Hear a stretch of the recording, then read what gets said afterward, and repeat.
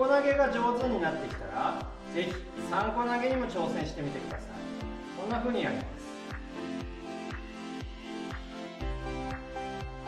2個投げてるうちにもう片方の手で1個投げ入れるんです。もう一度やってみます。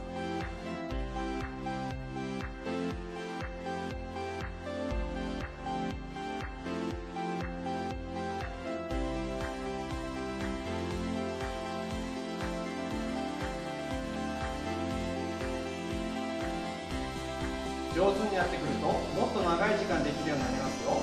ぜひ挑戦してみてください。